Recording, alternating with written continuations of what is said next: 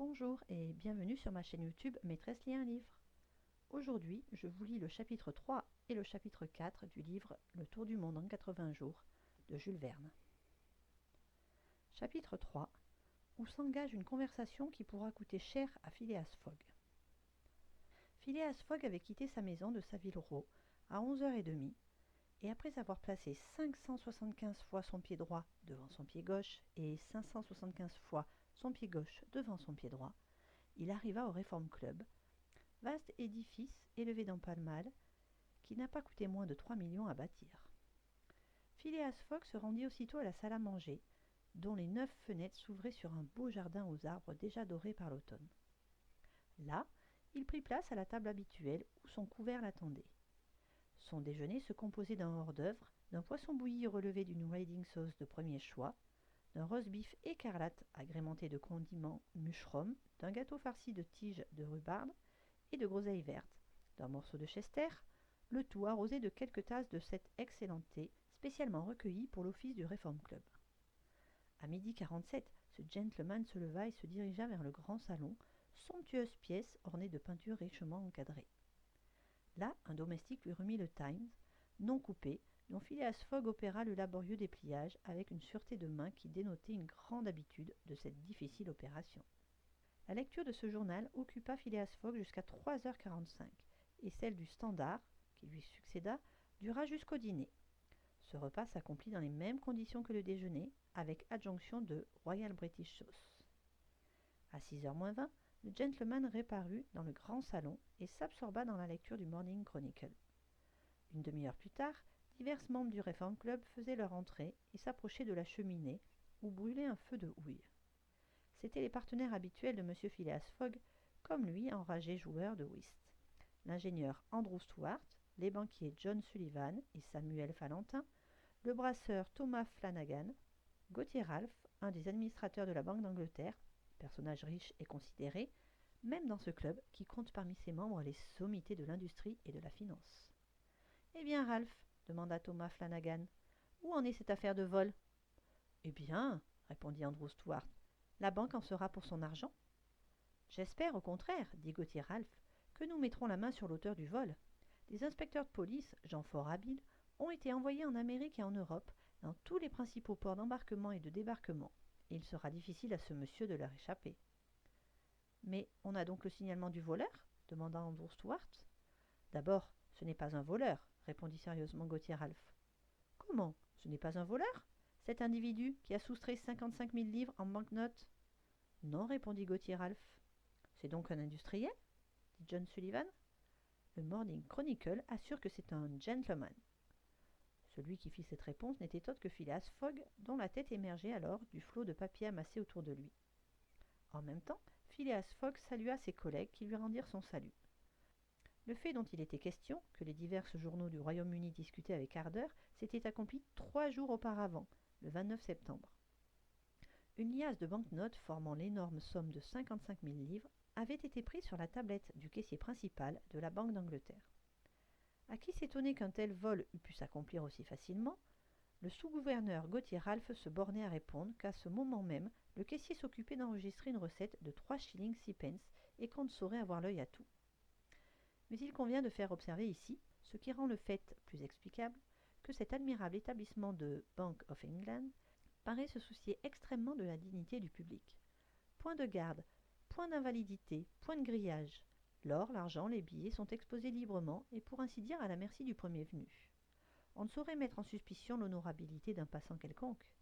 Un des meilleurs observateurs des usages anglais raconte même ceci. Dans une des salles de la banque où il se trouvait un jour, il eut la curiosité de voir de plus près un lingot d'or pesant 7 à 8 livres qui se trouvait exposé sur la tablette du caissier. Il prit ce lingot, l'examina, le passa à son voisin, celui-ci à un autre, si bien que le lingot, de main en main, s'en alla jusqu'au fond d'un corridor obscur et ne revint qu'une demi-heure après reprendre sa place, sans que le caissier eût seulement levé la tête. Mais, le 29 septembre, les choses ne se passèrent pas tout à fait ainsi. La liasse de banknotes ne revint pas, et quand la magnifique horloge, posée au-dessus du Drawing Office, sonna à 5 heures la fermeture des bureaux, la Banque d'Angleterre n'avait plus qu'à passer 55 000 livres par le compte de profits et pertes. Le vol bien et dûment reconnu, des agents, Des détectives, choisis parmi les plus habiles, furent envoyés dans les principaux ports, à Liverpool, à Glasgow, au Havre, à Suez, à Brindisi, à New York, etc., avec promesse, en cas de succès, d'une prime de 2000 livres et 5% de la somme qui serait retrouvée. En attendant les renseignements que devait fournir l'enquête immédiatement commencée, ces inspecteurs avaient pour mission d'observer scrupuleusement tous les voyageurs en arrivée ou en partance. Or, précisément, ainsi que le disait le Morning Chronicle, on avait lieu de supposer que l'auteur du vol ne faisait partie d'aucune des sociétés de voleurs d'Angleterre. Pendant cette journée du 29 septembre, un gentleman, bien mis, de bonne manière, l'air distingué, avait été remarqué qui allait et venait dans la salle des paiements, théâtre du vol. L'enquête avait permis de refaire exactement le signalement de ce gentleman, signalement qui fut aussitôt adressé à tous les détectives du Royaume-Uni et du continent. Quelques bons esprits, et Gauthier Ralph était du nombre, se croyaient donc fondés à espérer que le voleur n'échapperait pas. Comme on le pense, ce fait était à l'ordre du jour à Londres et dans toute l'Angleterre. On discutait, on se passionnait pour ou contre les probabilités du succès de la police métropolitaine. On ne s'étonnera donc pas d'entendre les membres du Reform Club traiter la même question, d'autant plus que l'un des sous-gouverneurs de la banque se trouvait parmi eux. L'honorable Gauthier Ralph ne voulait pas douter du résultat des recherches, estimant que la prime offerte devait singulièrement aiguiser le zèle de l'intelligence des agents. Mais son collègue, Andrew Stuart, était loin de partager cette confiance. La discussion continua donc entre les gentlemen qui s'étaient assis à une table de whist, Stuart devant Flanagan, Valentin devant Phileas Fogg. Pendant le jeu, les joueurs ne parlaient pas, mais entre les robres, la conversation interrompue reprenait de plus belle.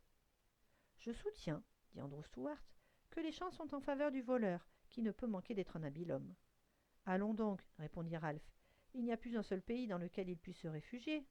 Par exemple. Où voulez-vous qu'il aille ? Je n'en sais rien, répondit Andrew Stuart, mais après tout, la terre est assez vaste.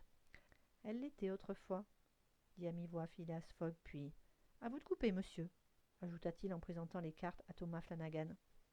La discussion fut suspendue pendant le robre. Mais bientôt, Andrew Stuart la reprenait, disant comment autrefois ? Est-ce que la terre a diminué par hasard ? Sans doute, répondit Gauthier Ralph. Je suis de l'avis de monsieur Fogg. La terre a diminué puisqu'on la parcourt maintenant 10 fois plus vite qu'il y a 100 ans. Et c'est ce qui, dans le cas dont nous nous occupons, rendra les recherches plus rapides. Et rendra plus facile aussi la fuite du voleur. À vous de jouer, monsieur Stuart, dit Phileas Fogg. Mais l'incrédule Stuart n'était pas convaincu, et la partie achevée. Il faut avouer, monsieur Ralph, reprit-il, que vous avez trouvé là une manière plaisante de dire que la terre a diminué. Ainsi, parce qu'on en fait maintenant le tour en 3 mois. En 80 jours seulement, dit Phileas Fogg.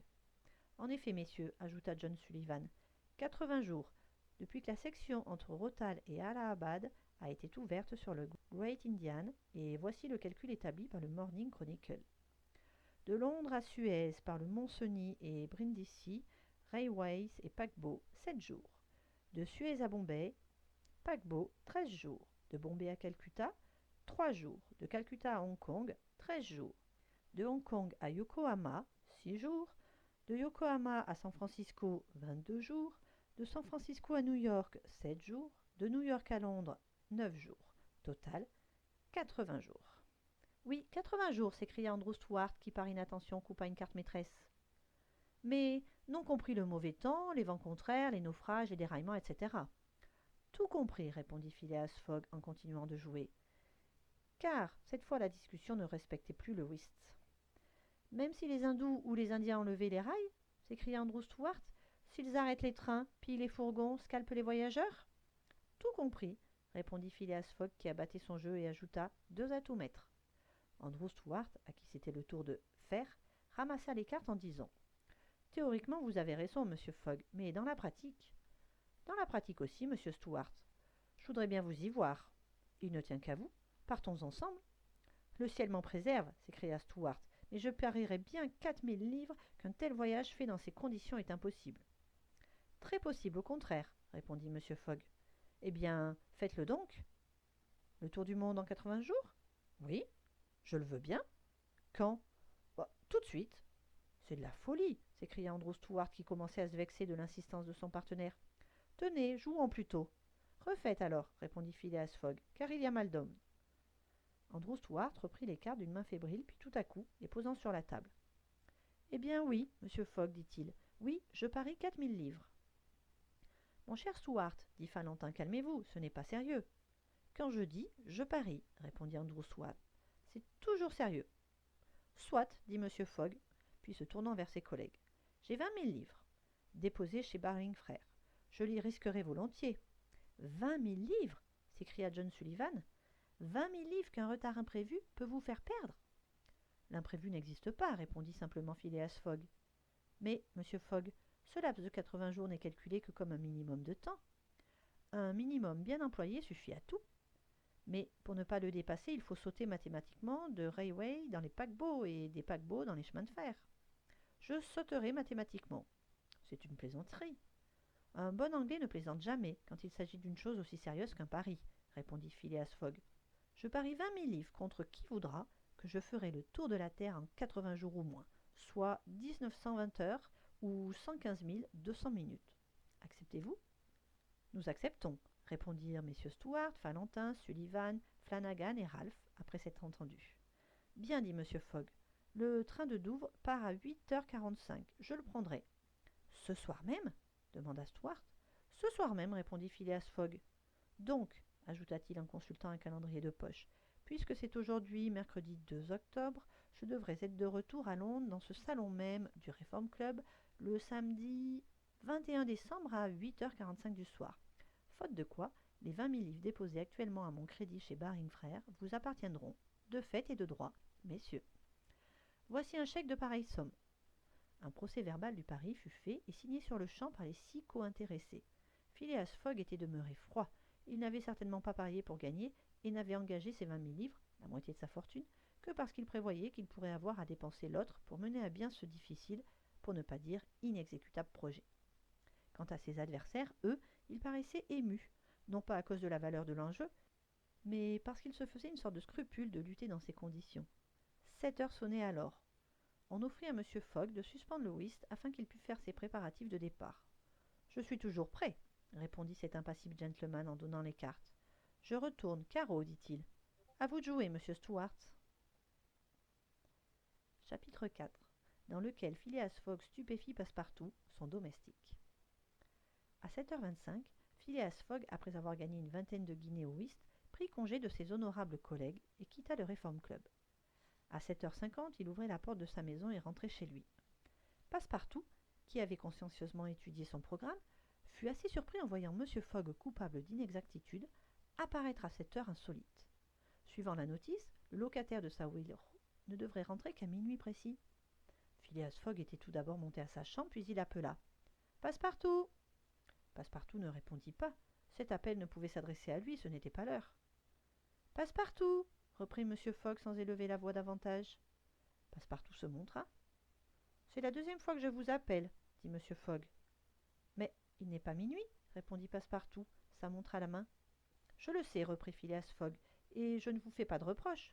Nous partons dans 10 minutes pour Douvres et Calais. » Une sorte de grimace s'ébaucha sur la ronde face du Français. Il était évident qu'il avait mal entendu. « Monsieur se déplace ?» demanda-t-il. « Oui, répondit Phileas Fogg. Nous allons faire le tour du monde. » Passepartout, l'œil démesurément ouvert, la paupière et le sourcil surélevés, les bras détendus, le corps affaissé, présentait alors tous les symptômes de l'étonnement, poussé jusqu'à la stupeur. « Le tour du monde » murmura-t-il. « En 80 jours, répondit M. Fogg. « Ainsi, nous n'avons pas un instant à perdre. »« Mais les malles » dit Passepartout qui balançait inconsciemment sa tête de droite à gauche. « Pas de malles, un sac de nuit seulement. Dedans, 2 chemises de laine, 3 paires de bas. Autant pour vous. Nous achèterons en route. Vous descendrez mon mackintosh et ma couverture de voyage. Ayez de bonnes chaussures. D'ailleurs, nous marcherons peu ou pas. Allez !» Passepartout aurait voulu répondre. Il ne put. Il quitta la chambre de M. Fogg, monta dans la sienne, tomba sur une chaise et, employant une phrase assez vulgaire de son pays. « Ah ! Eh bien, se dit-il, elle est forte celle-là. Moi qui voulais rester tranquille. » Et machinalement, il fit ses préparatifs de départ. Le tour du monde en 80 jours. Avait-il affaire à un fou? Non, c'était une plaisanterie. On allait à Douvres, bien, à Calais, soit. Après tout, cela ne pouvait notablement contrarier le brave garçon, qui depuis 5 ans n'avait pas foulé le sol de sa patrie. Peut-être même irait-on jusqu'à Paris, et ma foi, il reverrait avec plaisir la grande capitale. Mais, certainement, Un gentleman aussi ménager de ses pas s'arrêterait là.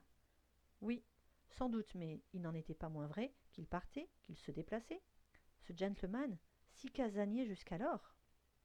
À 8 heures, Passepartout avait préparé le modeste sac qui contenait sa garde-robe et celle de son maître. Puis, l'esprit encore troublé, il quitta sa chambre, dont il ferma soigneusement la porte. Il rejoignit M. Fogg. M. Fogg était prêt. Il portait sous son bras le Bradshaw Continental Railway Steam Transit and General Guide, qui devait lui fournir toutes les indications nécessaires à son voyage. Il prit le sac des mains de Passepartout, l'ouvrit et y glissa une forte liasse de ces belles banknotes qui ont cours dans tous les pays. « Vous n'avez rien oublié ?» demanda-t-il. « Rien, monsieur. Mon mackintosh et ma couverture ? Les voici. »« Bien, prenez ce sac. » M. Fogg remit le sac à Passepartout. « Et ayez-en soin, ajouta-t-il. Il y a 20 000 livres dedans. » Le sac faillit s'échapper des mains de Passepartout, comme si les 20 000 livres eussent été en or et pesaient considérablement. Le maître et le domestique descendirent alors, et la porte de la rue fut fermée à double tour. Une station de voitures se trouvait à l'extrémité de Savile Row. Phileas Fogg et son domestique montèrent dans un cab, qui se dirigeait rapidement vers la gare de Charing Cross, à laquelle aboutit un des embranchements de South Eastern Railway. À 8h20, le cab s'arrêta devant la grille de la gare. Passepartout sauta à terre, son maître le suivit et paya le cocher. En ce moment, une pauvre mendiante tenant un enfant à la main, pieds nus dans la boue, coiffée d'un chapeau dépenaillé, auquel pendait une plume lamentable, un châle en loques sur ses haillons, s'approcha de M. Fogg et lui demanda l'aumône. M. Fogg tira de sa poche les 20 guinées qu'il venait de gagner au whist et les présentant à la mendiante. « Tenez, ma brave femme, dit-il, je suis content de vous avoir rencontrée. » Puis il passa. Passepartout eut comme une sensation d'humidité autour de la prunelle. Son maître avait fait un pas dans son cœur. M. Fogg et lui entrèrent aussitôt dans la grande salle de la gare. Là, Phileas Fogg donna à Passepartout l'ordre de prendre 2 billets de première classe pour Paris. Puis, se retournant, il aperçut ses 5 collègues du Reform Club. « Messieurs, je pars, dit-il, et les divers visas apposés sur mon passeport que j'emporte à cet effet vous permettront au retour de contrôler mon itinéraire. »« Oh, monsieur Fogg, répondit poliment Gauthier Ralph, c'est inutile, nous nous en rapporterons à votre honneur de gentleman. »« Cela vaut mieux ainsi, dit monsieur Fogg. »« Vous n'oubliez pas que vous devez être venu, fit observer Andrew Stuart. »« Dans 80 jours, répondit monsieur Fogg, le samedi 21 décembre 1872, à 8h45 du soir. Au revoir, messieurs. À 8h40, Phileas Fogg et son domestique prirent place dans le même compartiment. À 8h45, un coup de sifflet retentit et le train se mit en marche. La nuit était noire, il tombait une pluie fine. Phileas Fogg, à côté dans son coin, ne parlait pas. Passepartout, encore abasourdi, pressait machinalement contre lui le sac aux banknotes. Mais le train n'avait pas dépassé Sydenham que Passepartout poussait un véritable cri de désespoir. « Qu'avez-vous » demanda M. Fogg. « Il y a que, dans ma précipitation, mon trouble, j'ai oublié... »« Quoi ? D'éteindre le bec de gaz de ma chambre ?»« Eh bien, mon garçon, répondit froidement M. Fogg, il brûle à votre compte. » Voilà, c'est terminé. J'espère que ça vous a plu. On se retrouve demain à 18h pour la suite, le chapitre 5 et 6. N'hésitez pas à vous abonner pour ne pas rater ça. À demain!